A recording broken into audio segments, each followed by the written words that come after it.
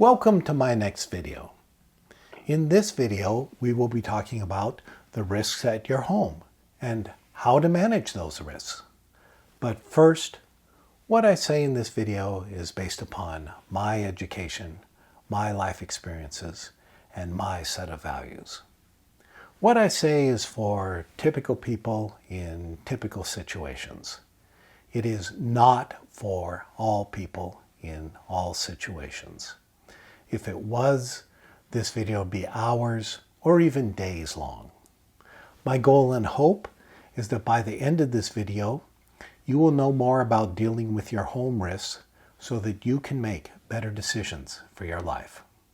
In another video on risk, I said that, in general, the way to prevent something from going badly wrong in your life is to first focus on your big risks, not your small risks. If you haven't already seen it, you may want to check out that other video on risk. So, what are your big home risks? The big risks I can think of are fire or something else destroys your things where you live. There's a chance that someone will get hurt where you live and sue you and win. And if you own your home, another big risk is that your home itself will be damaged or destroyed. So I would recommend you spend some time thinking about your big home risks. Those big risks are the risks you want to focus on first. In that other video, I talked about the 4 ways you can manage your risks.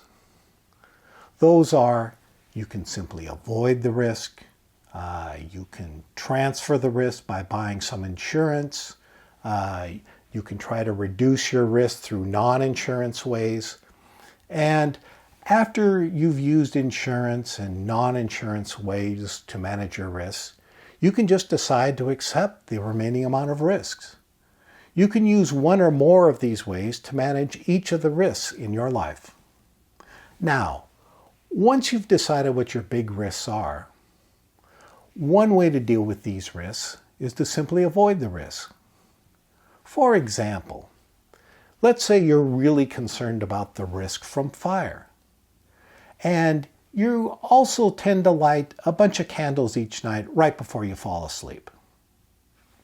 You may want to reconsider that candle habit. Now, another way you can deal with your risks at home is to buy insurance. If you rent, you can buy something called renter's insurance. If you own your home, you could buy something called Homeowners Insurance. I have another video on insurance in general that you may want to check out. Now, both kinds of insurance will pay you if your things at home are destroyed by a fire or many other kinds of disasters. But there are 2 very different ways your insurance company will use to figure out how much you get paid. The 2 different ways are called actual cash value coverage and replacement coverage. They sound the same, but they are very different. Let me try to explain what the difference is.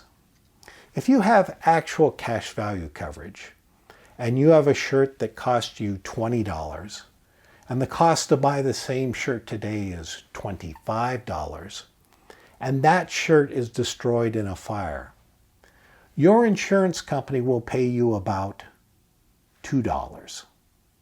Why? Because if you go out to buy a used shirt, that's what it cost you. That's actual cash value coverage. On the other hand, if you have replacement coverage and you have the same shirt that cost you $20 that now costs $25 to buy, and that same shirt is destroyed in a fire, your insurance company will pay you $25 because that is what it's going to cost you to replace that shirt. That's replacement coverage. Now, if the big risk is that your things at home are destroyed, which coverage would you rather have? Obviously, you'd rather have replacement coverage. And here's the thing. Generally, the cost for you to buy replacement coverage is only a little bit more than the cost for you to buy actual cash value coverage.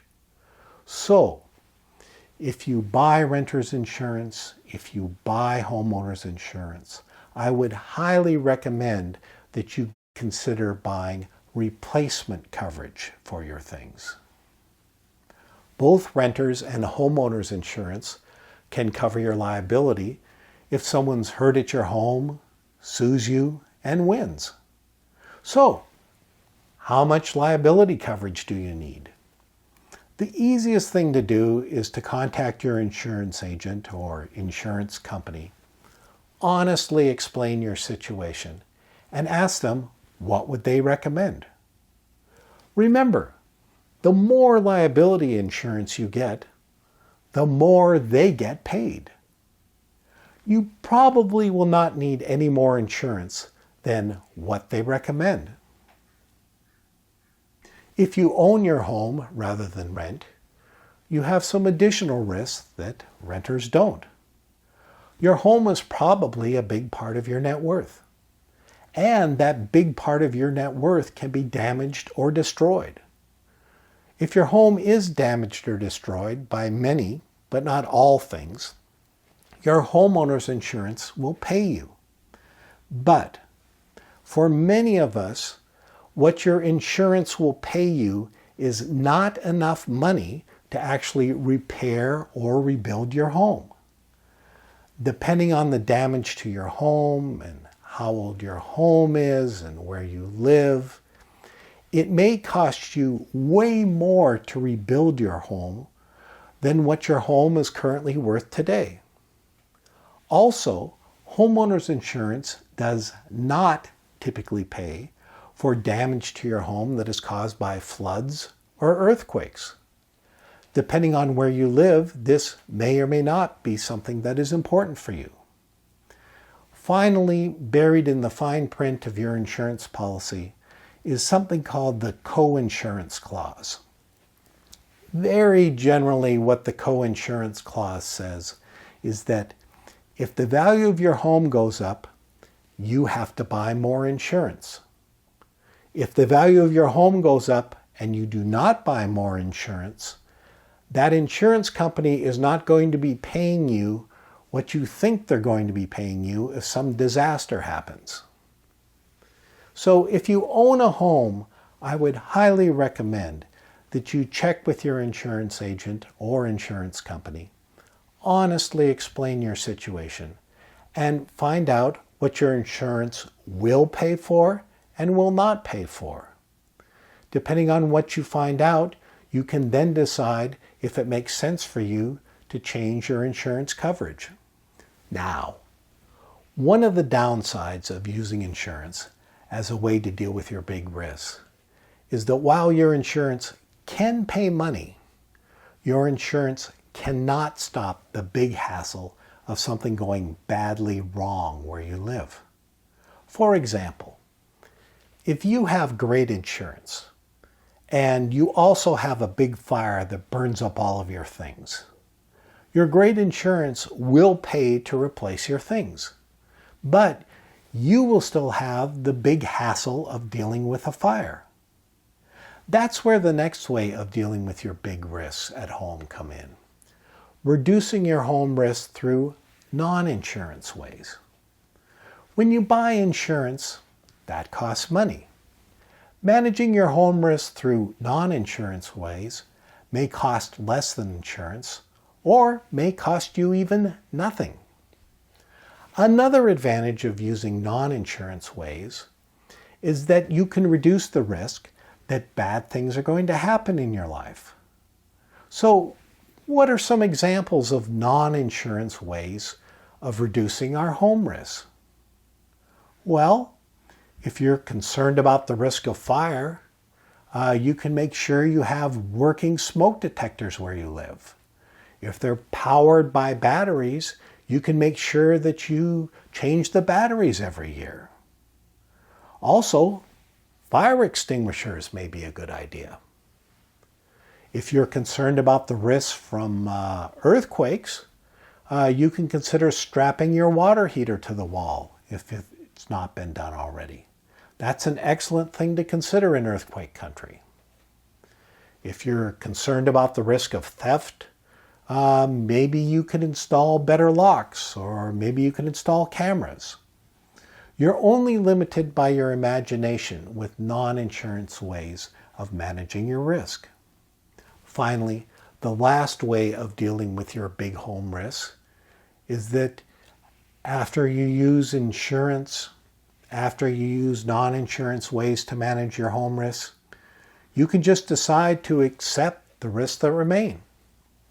To summarize all this, I would recommend you spend some time thinking about what the big home risks in your life are.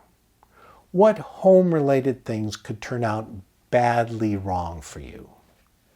Next, I recommend that you first consider avoiding these big home risks, if that makes sense for you. Next, I recommend using non-insurance ways to deal with these risks. Maybe you can avoid the bad things from happening. Then, with whatever amount of money you choose to spend on insurance, I recommend you transfer the remaining biggest risks by buying insurance. In this video, we learn more about dealing with the home risks in your life. I also have a number of other videos on risk in general and insurance in general and managing other specific risks in your life. If you want to learn more, be sure to check out my other videos. Until the next video, always remember that you are the best person in the world to decide what is important in your life. Thank you for watching. Please click the button to subscribe. I hope that you got something from this video. If you did, please give it a thumbs up and comment. Please check out my channel, playlists, and other videos. Have a great day.